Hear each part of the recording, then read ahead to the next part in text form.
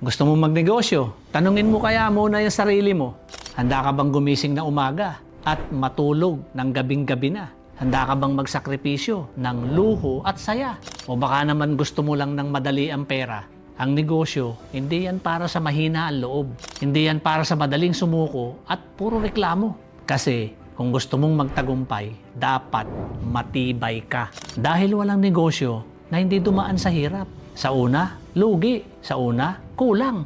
Minsan nga, ikaw pang naglalabas ng pera. Pero kung tatagal ka, tinitiyak ko sa'yo, may patutunguhan. Kung sisimulan mo at hindi ka titigil, may resulta. Kaso, karamihan, maraming gustong magnegosyo, pero tamad. Gusto ng kita, ayaw namang mag-effort. Gusto ng milyon, ayaw namang magbanat ng buto.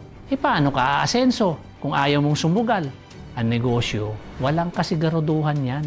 Pero ang sigurado, walang nagtagumpay na hindi nagsimula. Lahat ng malalaking brand, nagsimula sa maliit yan. Wala namang instant yaman. Lahat dumaan sa proseso. Kaya kung gusto mo magnegosyo at yumaman, dapat handa kang sumakit ang ulo. Dapat handa kang mawalan ng tulog. At higit sa lahat, handa kang magtiis at lumaban. Real talk lang, mga ma'am sir. Negosyo, kaya mo ba talaga? Kung hindi ka handang magsakripisyo, huwag mo nang simulan. Mapapagod ka lang.